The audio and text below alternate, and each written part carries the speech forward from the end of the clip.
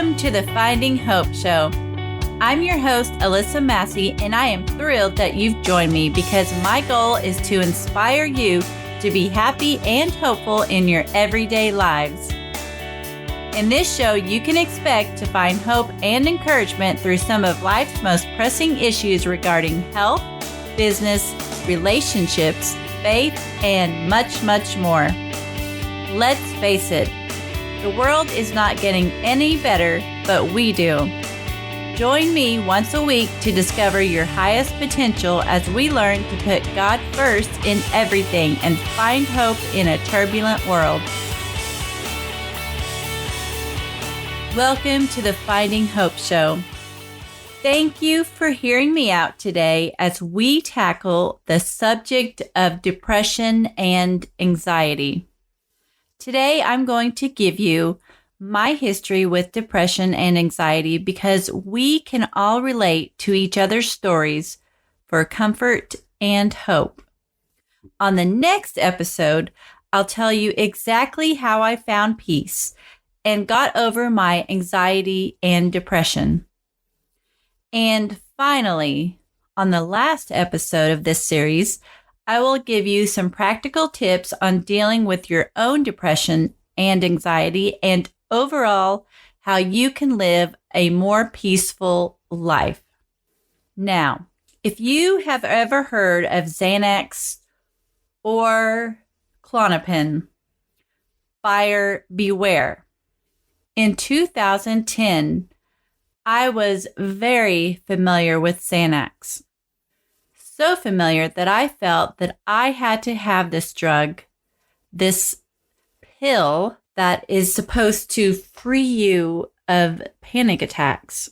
I thought I had to have this to prevent them, and I was desperate. Truly, I didn't know where to go with this problem. So I called the doctor, my family physician at the time. When I first went to the doctor to get these pills, I was unaware that it was so addicting. I only knew that I suffered from panic attacks and depression and that I wanted relief. And my friends, hey, they were on them too. And they got them from the very same doctor. What I didn't inform the doctor of was that I was an alcoholic. That was my main concern. I didn't think the pills that were supposed to cure me or help me ease my anxiety, I didn't think that they would be an issue. So by the time I started my daily dose of this dangerous drug, I was slowly killing myself by both alcohol and pills. Before it was all said and done, I was drinking heavy booze, let's say anywhere from a 6-pack to an 18-pack per day. And on top of that, I was taking Xanax. And maybe on a hardcore day, even another recreational drug. I set myself up for disaster quick, and clearly God was sparing my life. Today, as the world's problems grow even larger, we have a huge problem with anxiety, depression, and suicide. It's time we start working on a solution, and it starts with you and I spreading a message of hope. My children listen to this podcast, and I encourage them regularly to stay strong in the Lord, and I warn them of the impending dangers of the world. If we do not warn them, they are unprepared to deal with the dangerous issues that they will inevitably face. Today, I am a happy person, and I love my peace. So much so that I want others to share in this peace. After all, I once felt like I wanted to die. I hated life so bad. Not to mention, my body felt so horrible from all the things I had been feeding it. I am going to address what I believe caused my depression and anxiety and how I finally got relief and came to a peaceful life. However, I will address the point of relief on my next episode. So stay tuned for that. Let's get started, shall we? Growing up as a teen, I had witnessed my stepdad violently abuse my mother. And there were times when we lived in Hawaii that as a 12-year-old, I wandered the island alone while Mom was working. And truly, Mom and I, we were alone on the island. It was me and her and this massive problem of abuse and whatever addiction that she was facing at the time. I know I did find bottles in the drawers and such in the bathroom. And I did remember a horrific scene of her sitting in the living room in the dark in a chair with the bottle to her lips. And that has stayed engraved in me ever since. You think I would have known better to even try alcohol. But we all know how temptations are. Now, my daughters are 10 and 12. My daughter's 10 and my stepdaughter is 12. And I cannot imagine them going through that. I shudder at the thought of it. To my mother's defense, who has since passed away, I know she never wanted me to get hurt. She was such a beautiful soul, but she needed help that she never did receive. Here is where I am blessed, because I did get the help. So I have no reason not to share hope with others. Whether this experience from my teens was the initial cause of the anxiety, I'm unsure. But I do know that from that time forward, I suffered from mild anxiety. But on the positive side, I had a strong desire to make something of my life. So I attempted and somewhat succeeded at using the negative experience to my benefit. Oftentimes, the onset of our problems do stem from our history and our surroundings growing up. They are sociological. It's just like if you surround yourself with negative people all the time, you're going to eventually act like them. However, I had both the good and the bad. Starting out, I used my negative experiences to push me forward, sort of like an adrenaline rush. It was mild anxiety, and I used it to my advantage. But then I discovered alcohol. With alcohol, I could hide behind the bottle. And I liked this. Plus, it helped me fit in a little better. So, once it got me, I was all in. And with anything, sorry to admit, I like to go all in or nothing. And I was all in. We're talking not 12 bags, but I could do the 18 bags. I could hang with the boys. Not something I'm proud of today. As the drinking increased, it wasn't fun anymore. The hangovers, the guilt. And then came depression and the increased anxiety. And the increased anxiety led to the Xanax addiction. And as we can see, there is a very destructive pattern here. Sin promotes more sin. And if we do not get a grip on it, it can spread like wildfire. I like the scripture, James 1:15 from the Message Bible, that reads, "Don't let anyone under pressure to give in to evil say, God is trying to trip me up. God is impervious to evil and puts evil in no one's way.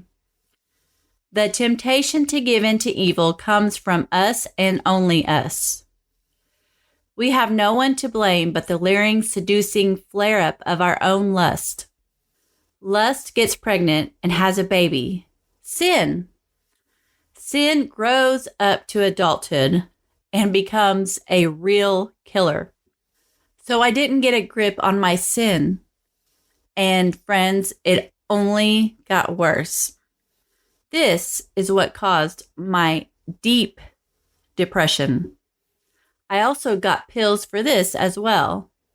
Don't get me wrong. There is a chemical imbalance in the brain that can cause depression. I know because even after recovery, I dealt with a slight depression, but it became easily manageable. Depression can also stem from your gut, literally. More on that later. But the depression I inflicted upon myself made me truly want to die. Thank God that He was still in my life. Thank God He never left me. God wouldn't leave me alone until I finally chose to address all these issues that consumed me day by day. And this kept me up at night. I still had a conscience. And it kept me wanting to hide more and more before I finally surrendered. Finally, I raised up my white flag. Okay, God, whatever you want, please help me. And that He did. It wouldn't be a quick fix. After all, it had taken a while to get myself in such a mess. And it would take a while to get myself out. So what does a typical day of anxiety and depression look like? Well, I'm sure those that have suffered from it all have a different and unique story. But I'm sure we could all agree that it is pure hell. On my worst day, I would wake up with an immediate feeling of doom or dread. I would then proceed to find the next pill or drink that could cover up this feeling of impending doom. Even if it was early in the morning, my sense of hope was diminished. I couldn't just drink beer or take one pill or one cigarette.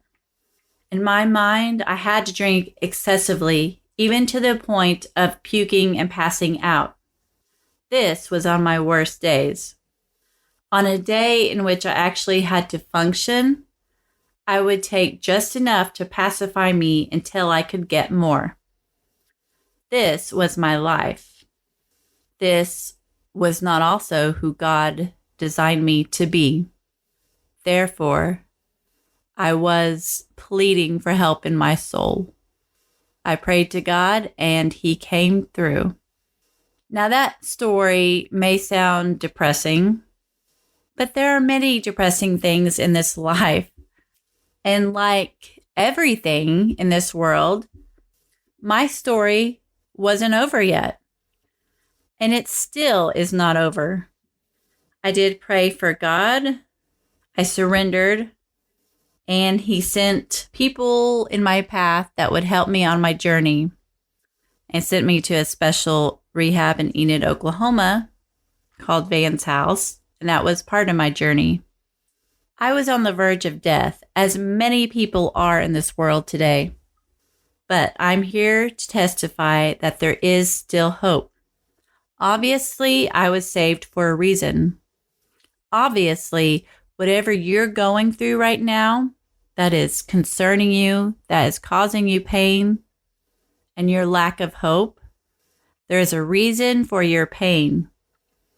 There is a reason to wake up tomorrow with purpose and like you're on a mission. Today, I'm here spreading the hope of Christ to you because you have a purpose too. And you can have hope that through anything, there are better things to come.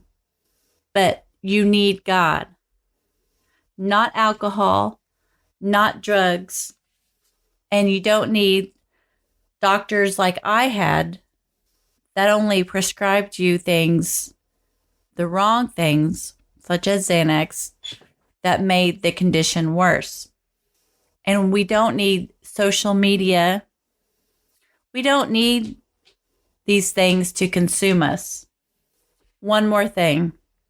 Today, do I still have anxiety or depression? Well, sometimes.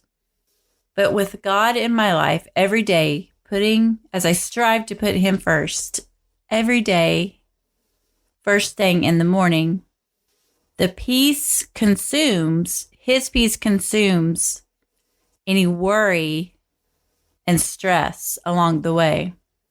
The most difficult times that I do have anxiety would be the times that I get overwhelmed and I'm not as close to God to be able to deal with the stress. And then also my hormones. There are certain times of the month that I'm more susceptible to be anxious. But overall, friends, that cloud, that dark gray cloud that just poured on me day after day is gone. And I believe it happened when I surrendered. I didn't get it from the doctor, although they can help you in certain instances, like the chemical imbalances, but be very, very careful with that. First, as the Bible says, put God first in everything. Go to God. Surrender. Surrender to Him. And you know that He's going to use your pain for His glory. But you have to take that first step. Not everybody has that dark cloud over them like I did. But I know that the issues of suicide and the young people going through all the stress, obviously all the suicides that are happening with them, friends, the world is not getting any better, and we do need hope. And if you don't have a deep depression or panic attacks, let's face it, there are always things that are going to stress us out. And I want to share my testimony to help you have more peace. And you should be doing the same. Share your stories of peace or whatever it is that you are overcoming. You just may be the answer to someone else's prayer. Don't hold it back. I think back, if one of those people that helped me, if they would have held back, if they would have not stepped up, if I would have not heard that sermon or that encouraging word, I may have never got to the place I am now. God sends messengers along the way, and we have to accept the message. We have to open our ears, close our ears to the world's constant chaos and noise, and open our ears to Christ. Because coming from a place where I had deep depression and anxiety, and I wanted to die, I'm telling you, now, like I said, now I have this consuming peace that runs through me. And that's what I crave today. I crave that peace, and I just can't imagine what it will be in heaven. You know, we have lost so many people this year in our own family. And, you know, there are just constant reminders of how short this life is. So, friends, strive for a peaceful life. Thank you for listening to me today. And I pray that you will be blessed.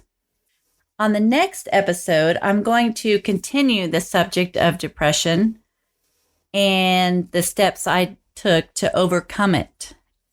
On this episode, I gave you my experience with depression and anxiety.